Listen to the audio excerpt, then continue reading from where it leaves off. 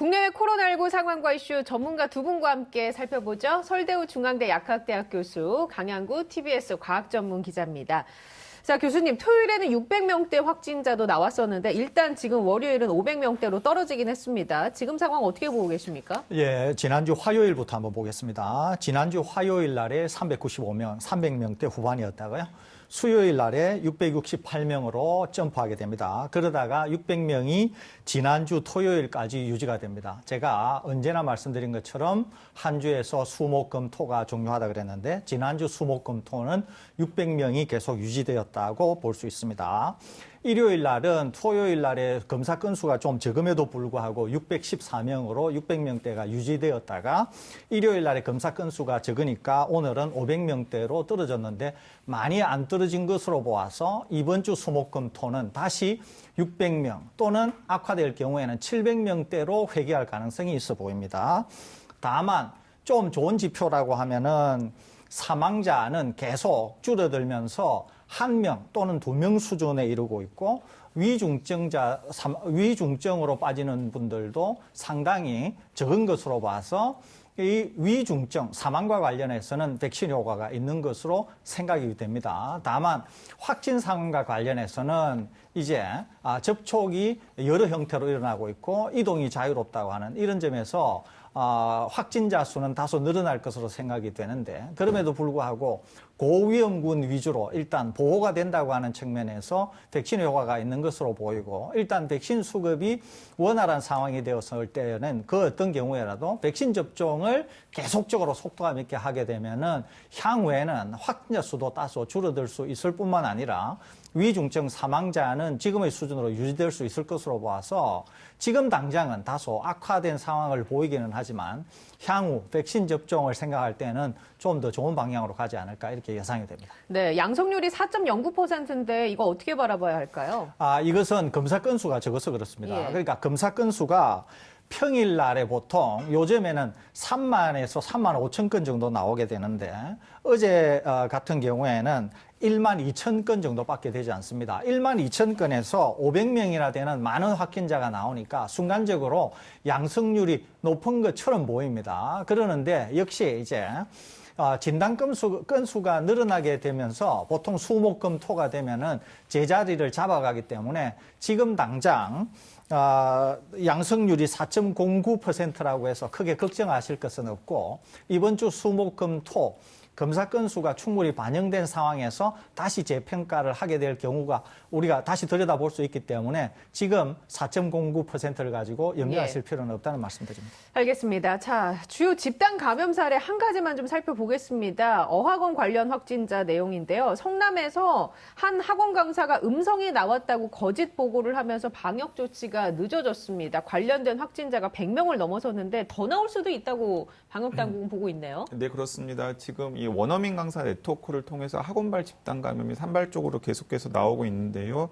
이제 안타까운 것은 무엇이냐면은 이 유행이 1년 6개월 이상 지났는데도 불구하고 허위 보고를 통해서 선제적으로 감염 차단을 할 수 있었던 사례가 그렇지 못한 예가 생겨가지고 지금 많은 분들이 안타까워하고 있습니다. 예를 들어서 이제 이런 케이스인데요. 6월 22일에 학원에서 진단 검사를 공고를 했습니다. 그리고 6월 23일에는 이 자가격리 대상으로 분류가 되었는데. 그때 검사를 받지 않았음에도 불구하고 검사 결과 음성이 나왔다고 학원에 거짓 보고를 했어요. 네네. 그런데 알고 봤더니 이제 그 다음날 코로나19 검사를 실제로 했고 그 다음 날에는 확진 판정을 받았습니다. 이제 그 사이에 자가격리를 제대로 하고 그리고 또 이제 본인이 어쨌든 간에 방역에 신경을 썼다 그러면은 본인으로 인한 추가 전파를 차단할 수 있었을 텐데 그렇지 않아서 이제 그분을 통한 추가 전파가 생긴 사례거든요. 그래서 이런 경우에는 좀 본인에게도 당연히 피해를 끼칠 뿐만 아니라 본인이 속한 공동체에 굉장히 심각한 피해를 끼친 사례이기 때문에 좀 반면교사 삼아서 이런 일이 좀 없었으면 좋겠다라고는 생각이 듭니다. 그 보건당국이 고발하기로 했나요? 어떻습니까? 지금 보건당국에서 지금 역학조사를 통해서 면밀히 살펴본 다음에 책임을 지금 물을 가능성이 굉장히 커 보입니다. 알겠습니다. 지금 코로나를 겪은 지 1년이 넘었는데도 아직까지 이런 사례가 나온다라는 것은 좀 이해하기 힘드네요. 네, 그렇습니다. 그러니까 이렇게 생각한 것 같아요. 그러니까 본인이 별 증상이 없고 그리고 본인이 생각했을 때 감염이 안 되었으리라고 생각을 해가지고 그냥 미리 검사 결과를 받기도 전에 그리고 네. 검사를 하기도 전에 그냥 음성이 나왔다라고 이야기를 한 것 같은데요. 이런 방심이 사실은 여러 네. 가지 연쇄적인 안 좋은 효과를 불러일으킬 수 있다라는 거 명심하셨으면 좋겠습니다. 바이러스는 시간과 장소를 가리지 않으니까요. 예, 해당되시는 분들은 검사 꼭 받으시고 그에 해당하는 조치를 취하시는 게 좋을 것 같습니다. 공공의 안전을 위해서요. 자, 이번에는 거리두기가 새롭게 발표가 됐습니다. 어제 그 이야기를 좀 나눠보겠습니다. 저희가 예상했던 것과는 크게 달라지지 않았는데 다만 일부 수도권과 비수도권 모두 사적 모임 인원 제한의 유예 기간을 뒀습니다. 이 간략하게 좀 내용을 소개해 주실까요? 네, 그렇습니다. 이번 주 목요일 그러니까 7월 1일부터 이제 새로운 거리두기 개편안이 적용이 예. 되는데요. 지금 방역 상황이 아까도 확인을 해봤습니다만은 좋은 상황이 결코 아니지 않습니까? 그래서 각 지자체별로 약 일주일, 2주일간의 유예 기간을 뒀습니다. 예. 그래서 목요일 7월 1일부터 새로운 거리두기 개편안이 시작이 되고 수도권은 뭐 서울, 경기, 인천 지역은 2단계, 그리고 비수도권 지역은 전체적으로 일률적으로는 1단계가 적용이 됩니다만은 수도권 같은 경우에는 원래 2단계에서 가능한 8인까지 사적 모임이 가능한 인원을 이제 6인 이하로 제한을 했고요. 그리고 수도권 외에 다른 지자체들도 원래는 모든 이 거리두기와 관련된 여러 가지 제한들이 사실상 풀리는데도 불구하고 뭐 대구라든가 강주라든가 대전, 강원, 제주 등에서는 지자체별로 나름대로의 일단 방역과 관련된 제한 조치를 뒀습니다. 그래서 2주간 유예 기간을 본 다음에 2주 동안의 방역 상황을 살펴서 7월 15일부터 예. 이제 본격적인 거리두기 개편안을 시작하겠다라는 계획입니다. 그 백신을 접종하면 모임에 제한 없이 참석이 가능한 거잖아요. 네, 그렇습니다. 자, 예. 그런데 여기서 이제 좀 이게 그 주의를 기울여야 될 것은 무엇이냐면은 아스트라제네카나 화이자나 모더나 같은 경우는 한 번 접종하고 2번 접종을 하잖아요. 그리고 얀센 백신은 그러니까 최하나 네. 원장께서 접종하신 얀센 얀센. 백신은 한 번 접종을 합니다. 그런데 얀센 백신은 한 번 접종한 후에 2주가 지나면 백신 접종이 완료된 곳으로 간주가 됩니다. 2주가 지나야 되는군요. 2주가 지나야 예. 됩니다. 그러니까 예를 들어서 6월 초에 얀센 백신을 접종하신 분들은 7월 초는 이미 접종 완료자가 되기 때문에 인원 제한에 해당 사항이 없습니다. 자, 그런데 예를 들어서 7월 초에 6월 초에 아스트라제네카 백신을 접종하신 분들 같은 경우에는 1차 접종을 하긴 했습니다만은 2차 접종은 12주 후에 계획이 예. 되어 있잖아요. 완료가 안 된 상태죠. 완료가 안 된 상태입니다. 그러니까 그분들 같은 경우에는 7월부터 인원 제한 해제에 해당 사항이 없다라는 거 꼭 주의를 기울여 주셔야 될 것 같고요. 예. 예를 들어서 화이자 백신을 접종하신 분들도 6월 초에 화이자 백신을 접종을 한 다음에 6월 말에 3주가 지난 후에 화이자 백신 2차 접종을 했습니다. 그런데 2차 접종을 하고 나서 7월 한 첫째 주 정도까지는 2차 접종한 지 2주가 되지 않았잖아요. 그런 분들 같은 경우는 7월 한 중순까지는 그 인원 제한에 해당 예. 사항이 없다라는 거 꼭 좀 명심하셨으면 좋겠습니다. 그러니까 2차 접종자들도 2차까지 다 마치고 나서 2주가 지나야 접종 완료자가 되는 거군요. 네, 그렇습니다. 예. 그런데 이제 이 새로운 거리두기가 되면서 접종 완료자들은 야외에서 마스크를 벗을 수 있고 여러 가지 인원 모임이나 이런 데서 인원 제한에 카운트가 되지 않잖아요.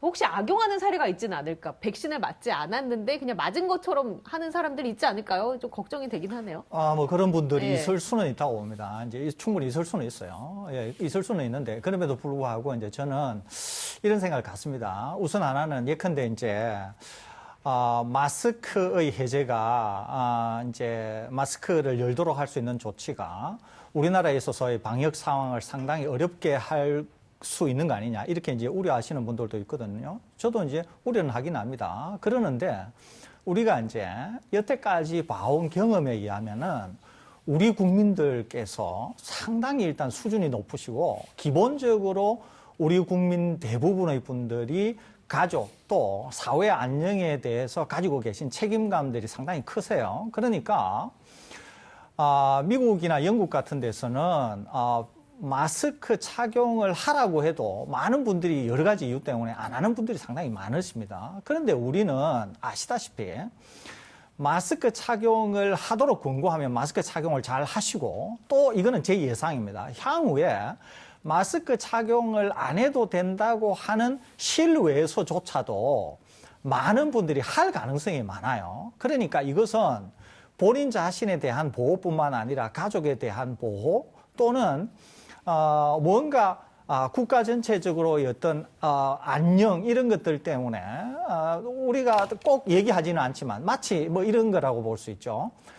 우리 국민 누구나가 남의 택배 물건에 손을 안 대는 것처럼 우리가 특별히 얘기하지는 않지만 모든 사람들이 알고 있는 거 아닙니까? 그러니까 외국 사람들이 깜짝 놀란다는 거죠. 그러니까 마스크 착용도 실제로 실외에서 마스크 착용을 백신 접종을 완료하신 분들은 할 수 있다.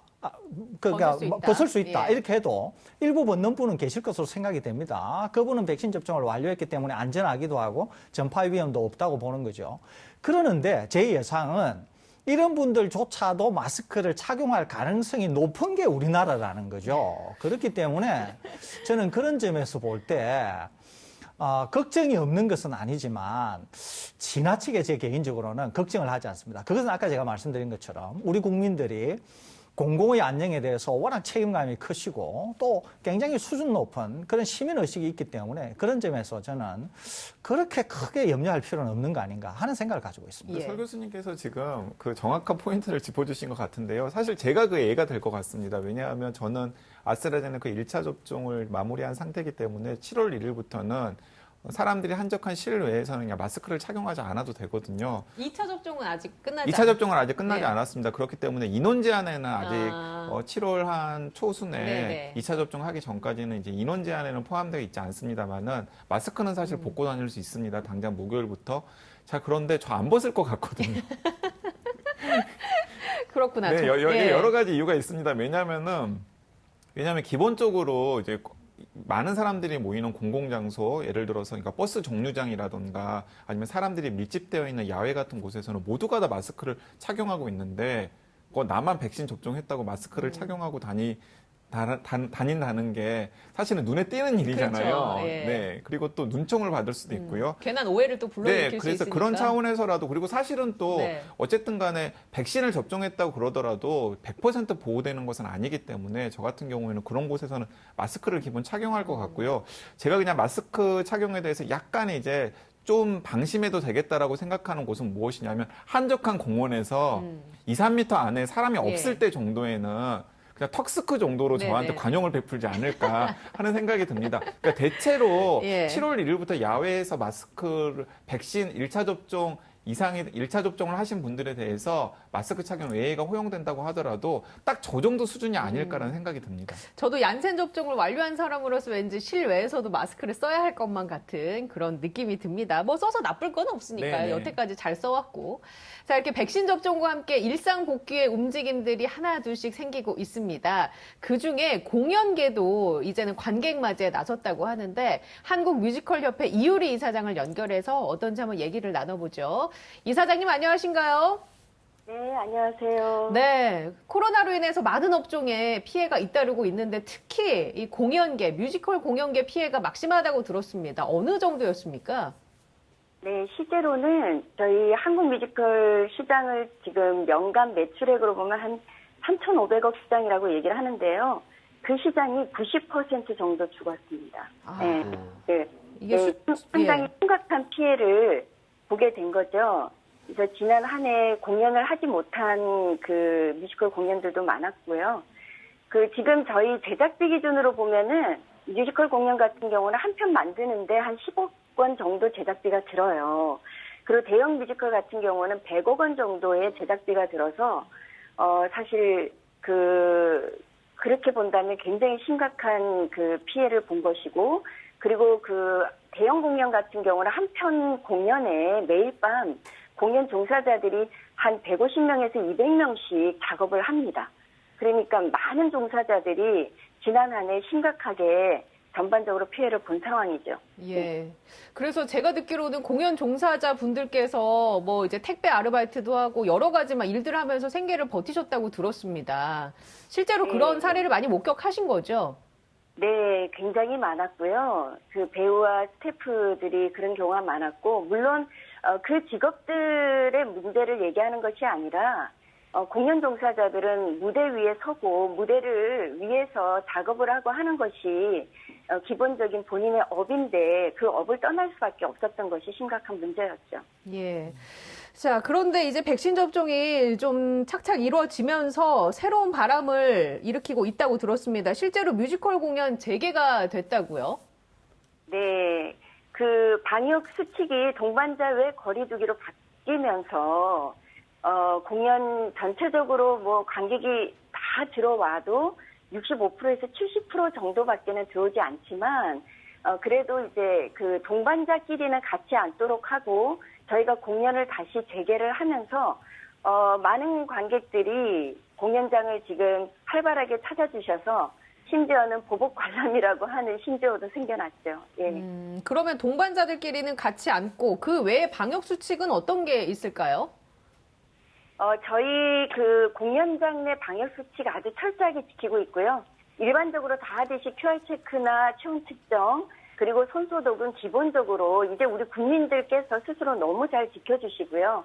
그리고 공연장 내에서는 너무 철저하게 지키고 있어서 좀 번거롭다고 하실 정도로 철저히 지키고 있고 그런데 또 공연 같은 경우에는 코로나19 이전부터도 원래 이 마스크 착용은 기본인데 그 음식물 반입 금지와 그리고 옆 사람과의 대화 금지는 저희는 코로나19 이전부터도 공연의 어떤 기본적인 매너였어요. 예. 그래서 공연장 환경 자체가 방역 수칙을 철저히 지킬 수밖에 없는 환경이기도 합니다.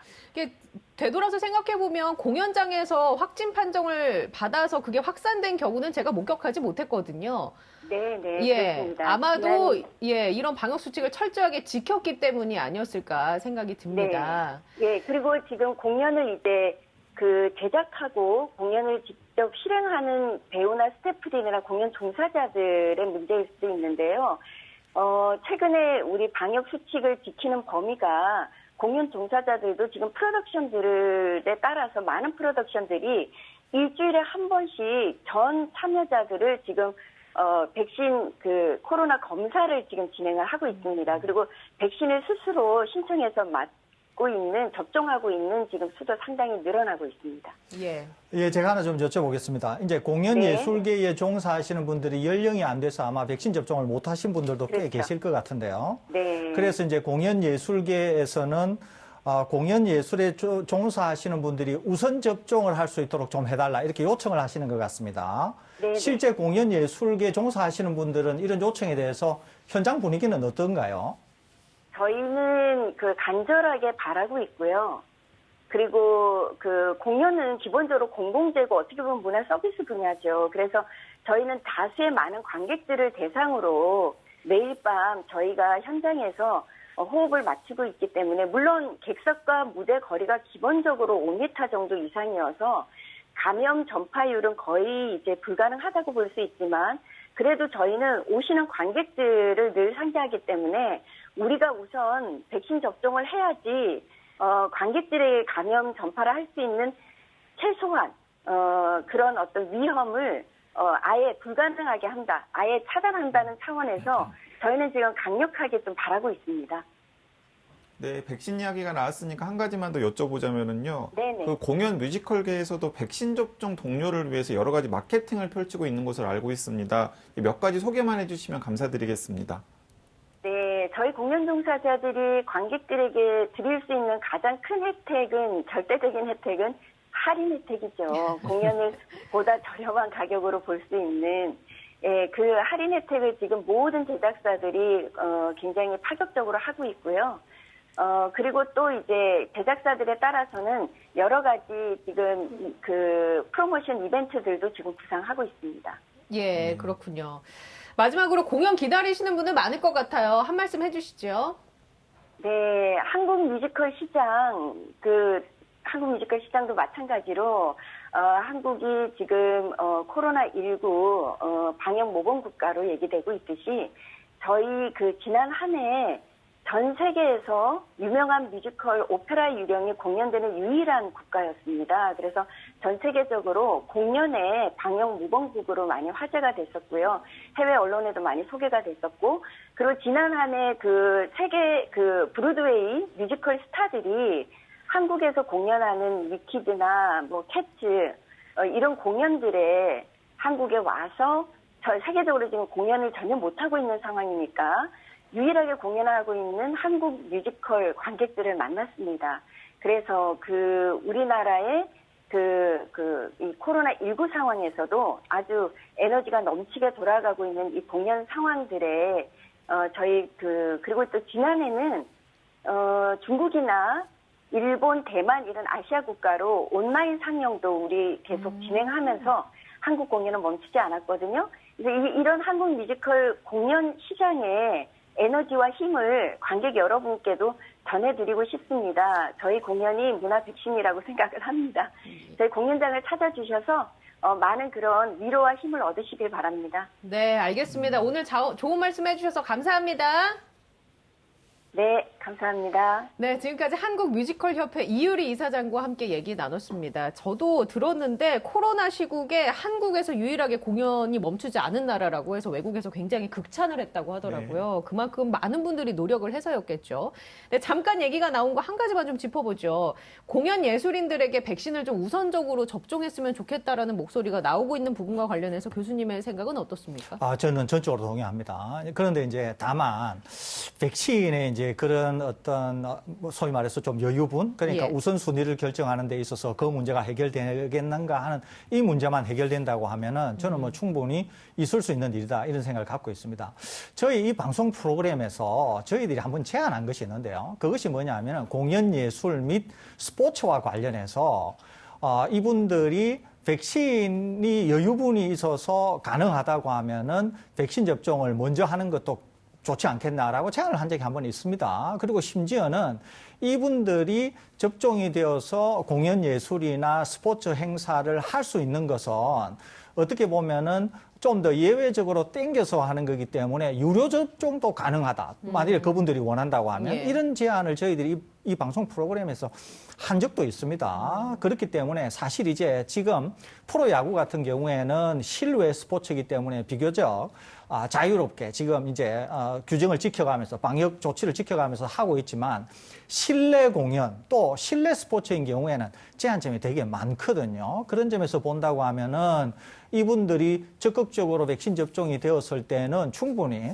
실내 스포츠나 실내 이제 공연도 할 수 있는데 다만 백신이 수급이 지금 우선순위가 정해져 있고 또 다소 원활하지 않는 점이 있기 때문에 이분들에게 백신 접종을 그런 우선순위를 뛰어넘어서 하는 것에 대한 부담이 약간 있을 수는 있습니다. 그런데 이 문제만 해결된다고 하면 저는 뭐 개인적으로 충분히 네. 찬성하는 입장이다. 그런 생각을 가지고 있습니다.